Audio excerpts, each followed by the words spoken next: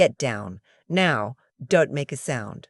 I didn't understand what was happening. 1 second, I was standing by the passenger door of Harold's car, adjusting the collar of my blouse, thinking about whether I'd remembered to turn off the coffee maker. The next second, Harold, our family's driver for 19 years, a man who had driven my husband to his last chemotherapy appointment, a man I trusted with my life, had his hand on my shoulder, pressing me down below the window line. Harold, what on earth? Please, Mrs. Whitmore. His voice was barely above her breath. Please, you need to see this, but she cannot see you. She. I knew immediately who he meant. My son's fiancée, Daphne. I crouched on the floor of that car, 63 years old, my knees screaming, my good slacks getting wrinkled, and I pressed my cheek against the cold leather seat, and I waited. And what I saw through the gap between the headrests and the doorframe changed everything I thought I understood about the next chapter of my son's life. But I'm getting ahead of myself. Let me back up to where this really started. My son Everett is 41 years old, and until 18 months ago, I had begun to quietly accept that he might never remarry. His first marriage ended when he was 34. No children, no real bitterness, just two people who had grown in different directions, like two trees planted too close together. He handled it with the same quiet dignity he handles everything.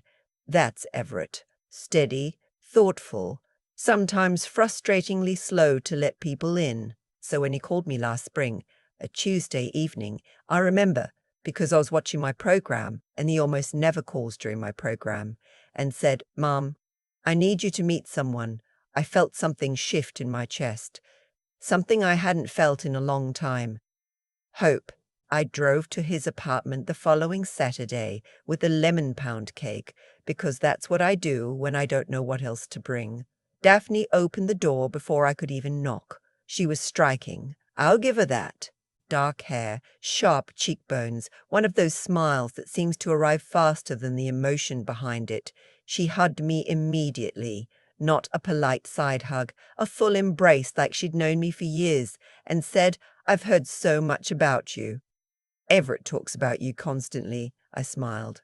I said all the right things, but something in me, some old antenna that had been calibrated by 63 years of living, went very slightly quiet.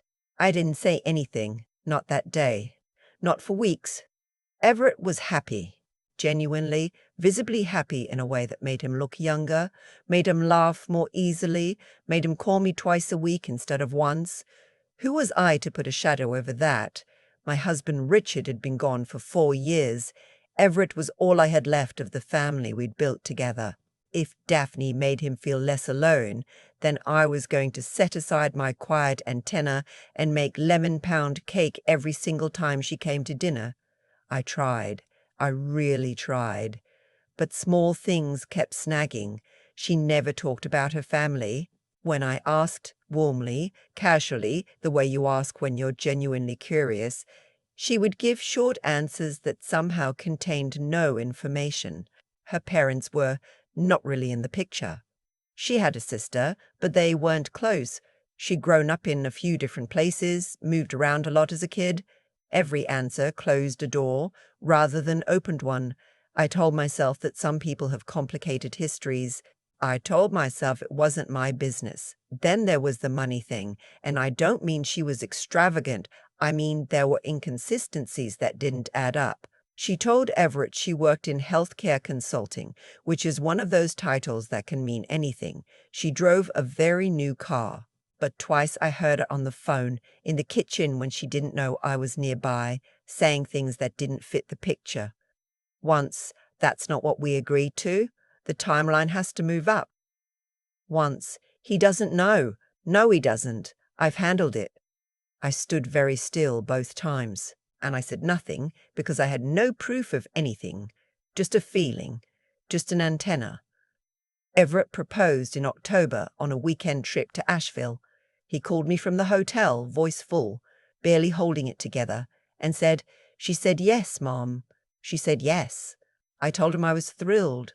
And part of me was. the part that loved my son above everything. The wedding was set for the following June. A small ceremony at a garden venue outside Charlotte, 40 guests, no fuss, exactly what Everett wanted.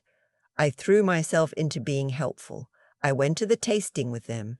I helped address the invitations. I bit my tongue approximately 1,000 times. 3 weeks before the wedding, Harold called me. Harold Busby. He'd worked for our family since Everett was in his early 20s, back when Richard was still running his small manufacturing business and needed a driver a few days a week. After Richard passed, I kept Harold on part-time, mostly for long drives and airport runs. He was 70 now, semi-retired, the kind of man who noticed everything and said very little. He had driven Daphne twice, when Everett's car was in the shop. He called on a Wednesday morning. He said, "Mrs. Whitmore, I need to tell you something, and I need you to hear me out before you respond." I sat down. Both times I drove Miss Daphne, she made calls in the car. I don't think she realized how well sound carries up front when the partition's not closed. The first time I figured it was none of my business. The second time, he paused. The second time I heard her say a man's name, she said it the way you'd say it if you'd been saying it for a long time. She said, "Miles, I'm handling it. The wedding is in 3 weeks and then everything changes. Just wait." And then she said something about a beneficiary. The room went very quiet. "I drove home and I sat with it for a week," Harold said. "I don't want to cause trouble where there isn't any, but I've known your family a long time, and I couldn't live with myself if I didn't say something." I thanked him. I hung up. I sat at my kitchen table for a long time. I want to be honest here, because this is important. My first instinct was to dismiss it. My first instinct was to tell myself that Harold had misheard, that there was an innocent explanation, that I was a jealous, overprotective mother reading disaster into nothing. I sat with that instinct for 3 days. I tried it on from every angle. It didn't fit. The following Saturday, I told Everett I was taking him to lunch, just the two of us, like we used to do when he was in college, and I'd drive up to take him off campus for a few hours. I didn't mention what Harold had told me. I just watched him, watched how he talked about Daphne, watched how certain he was. And I thought about how Richard had always said that certainty without information is just another word for blindness. I still didn't tell him. I needed to know more first, because if I was wrong, I would damage something that couldn't be repaired. And if I was right, I needed to be more than right. I needed to be undeniable. I called my nephew, who works in financial compliance in Atlanta. Without telling him why, I asked him to help me understand how someone might look into a person's background. Legally, carefully, he pointed me toward a licensed private investigator he'd used professionally, a woman named, well, it doesn't matter. She was thorough, she was fast, and she came back to me 8 days before the wedding with a manila envelope that I held in my hands without opening for a full 10 minutes. Then I opened it. Daphne had a different last name, not the one she'd given Everett. Her legal name was Daphne Arnett Colville. She had been married before, not divorced, legally separated but never finalized, to a man named Miles Colville, who lived in Raleigh, North Carolina, 43 years old, self-employed, and according to the records, Daphne was still legally his wife. There was more. Miles Colville had a small claims judgment against him from 2 years ago. A business partner who said Miles and Daphne together had defrauded him out of $60,000 in a fake investment scheme. The case had been settled out of court. The partner had signed an NDA. There were financial records my investigator had pieced together through public filings. Daphne had no meaningful assets in her own name. Her healthcare consulting had no business registration in any state. But Miles Colville had recently taken out a significant life insurance policy. And Everett, my son, who had a small inheritance from his father and a 401k he'd been careful with for 15 years, had recently, at Daphne's suggestion, updated his own beneficiary designations. I put the papers down on my kitchen table. I thought about Richard. I thought about how much Everett looked like him when he smiled. I thought about the lemon pound cake and all the dinners and the phone calls twice a week and how happy he'd sounded from that hotel in Asheville. And then I picked up the phone and called Harold. "I need you to drive me somewhere tomorrow," I said. "I need you to not ask questions until I'm ready to answer them, and I need you to trust me." "Yes, Mom," he said. "What time?" The next morning, I had Harold drive me to the coffee shop near Daphne's apartment, the one she went to every Sunday. Everett had mentioned it once. She had a routine. I brought the envelope. I sat in the car and I waited, and I watched the door. She came out at 10:15. She was not alone. The man with her was tall, salt and pepper hair, a jacket that looked expensive. They stood close together in a way that people who are pretending not to know each other do not stand. He said something. She laughed and put her hand briefly on his arm. Then she reached into her bag and handed him something. A folded paper, or maybe an envelope, I couldn't see clearly, and he put it in his inside jacket pocket. Then she took out her phone, and she kissed him, not on the cheek. Harold, beside me, didn't say anything. He just put both hands on the steering wheel and stared straight ahead. I looked at the envelope in my lap. "Harold," I said, "I need to know what you heard her say on that drive. Tell me the exact words. Every one." He told me again, same words. I knew they were the same because he's that kind of man, the kind who says what he means and means what he says, every single time. "Do you know who that man is?" I asked, nodding toward the window. They were getting into a car now. Silver sedan, North Carolina plates. I took a photo on my phone. Then I took one of the plate. "I don't," Harold said, "but I can make a guess." "Miles," I said. "That'd be my guess, too." I sent the plate photo to my investigator. She confirmed it within the hour. Miles Colville, Raleigh, NC, Daphne's legal husband. I had 7 days until my son's wedding. I want to tell you that I immediately called Everett. I want to tell you I was calm and collected, and I laid everything out like a prosecutor in a closing argument. But the truth is, I sat in my house for 2 days barely eating, going over and over the question of how to do this in a way that wouldn't break him. Because that's the part nobody tells you about discovering something like this. It's not about being right. It's about what right costs the person you love most in the world. I called my sister-in-law Richard's sister, who is 71 and has no patience for sentiment. I told her everything. She listened without interrupting, which is unusual for her. Then she said, "You tell him. You tell him privately. You tell him with proof in hand, and you let him decide. And if he doesn't believe you, you tell him again. That's all you can do." Private. Before the wedding, not at it. That was the part I'd been missing. I called Everett on Wednesday evening and asked if he could come to my house Thursday morning just for coffee, just the two of us. He said of course. He sounded happy. He sounded like a man 6 days away from the wedding he wanted. I barely slept. Thursday morning he arrived at 9. I had the coffee ready and the envelope on the kitchen table, and I had rehearsed what I was going to say approximately 67 times.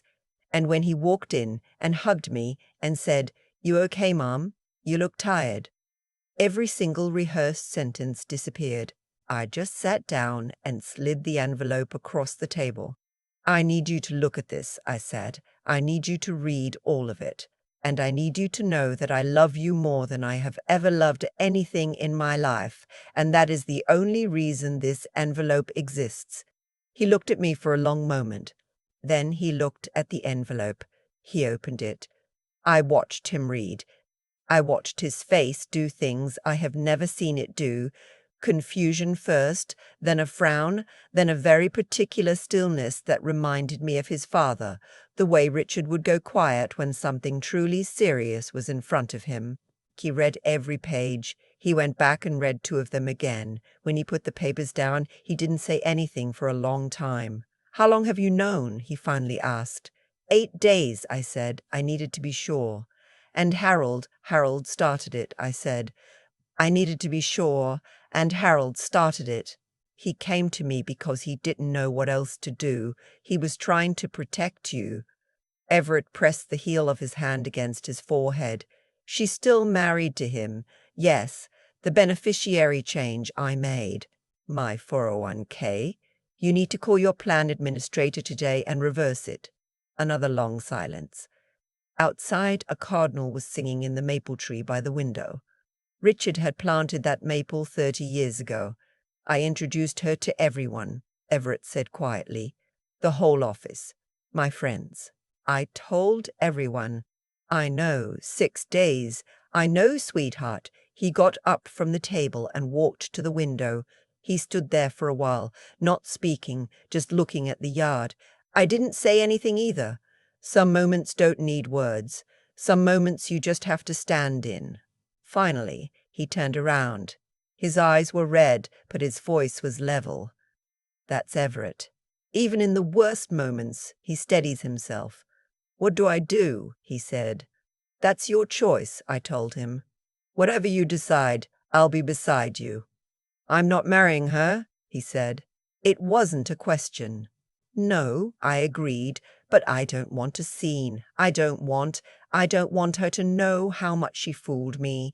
I don't want to do this in front of 40 people. That was when I told him about Miles, about the fraud case, about the insurance policy, about the photograph. He was very quiet for a long time after that. "That's criminal," he said. "I believe so." "Yes, then she needs to be stopped.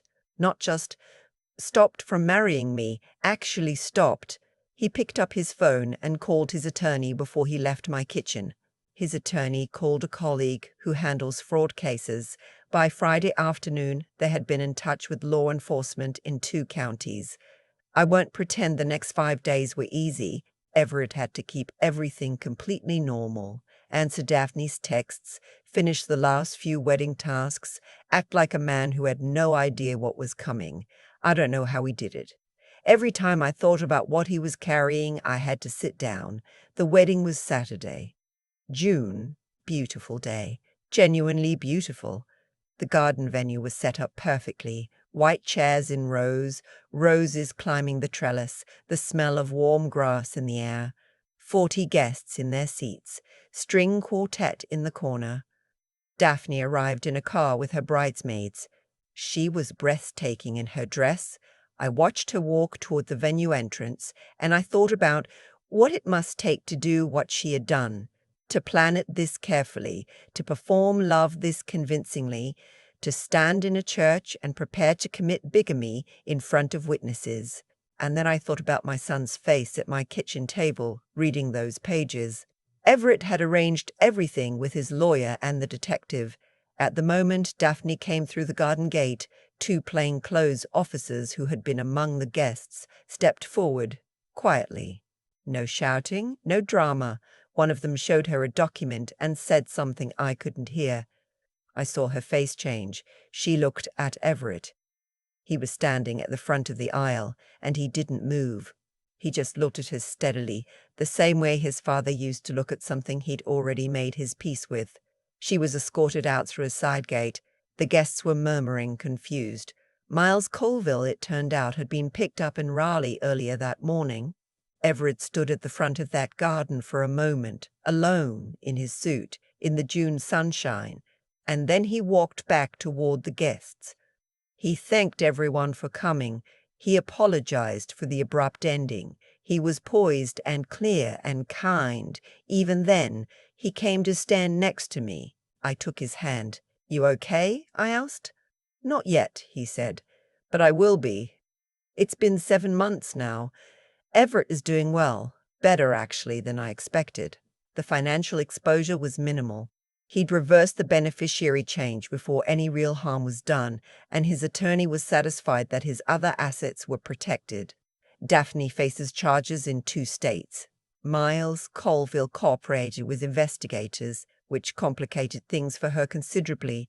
I'm told the case is ongoing. I've stopped following it too closely because it's no longer mine to carry. Everett still comes to dinner on Sundays. He still calls twice a week. He started running again in the mornings, which he used to do when he was younger, before life got complicated. He seems lighter somehow, like something he'd been carrying without knowing it has finally been set down. I think about Harold sometimes, about how he almost didn't call, about how he sat with what he'd heard for a week, trying to decide if it was his business, talking himself into and out of it. I think about how differently everything might have ended if he hadn't finally picked up the phone. I brought him a lemon pound cake last month. He accepted it with the same expression he accepts everything. Calm, a little embarrassed, deeply decent. You did right, I told him. I almost didn't, he said. But you did, I said. That's what counts. I've thought a lot these past months about what it means to trust yourself. I had that feeling about Daphne from the very first hug, that antenna, that quiet knowing, and I spent months talking myself out of it because I was afraid of being wrong, because I loved my son, and I didn't want to be the kind of mother who poisons the well. I second-guessed myself 100 times. I don't regret the caution, but I've stopped apologizing for the antenna. If something feels wrong, it is worth finding out. It is worth the uncomfortable conversation, the sleepless nights, the risk of being mistaken. Because the alternative, staying quiet, looking away, telling yourself it's none of your business, that has a cost too. A cost that sometimes can't be recovered. Richard used to say that the most loving thing you can do for someone is to tell them the truth before it costs them too much to hear it. He was right about most things. He was right about that too. And to you, listening to this story, whatever it is in your own life that your gut has been quietly telling you, that thing you've been pushing aside because you don't want to cause trouble or be wrong or be too much, it deserves your attention. Maybe it amounts to nothing, but maybe it doesn't. Don't wait until the garden is full of guests. If you've been with us today, thank you for listening. If this story meant something to you, leave us a comment below. We read everyone. Subscribe to Royal Revenge if you haven't already, and share this with someone who needs to hear it today. We'll see you in the next one. I've had 7 months to sit with everything that happened, and I still don't have a clean, tidy way to wrap it up.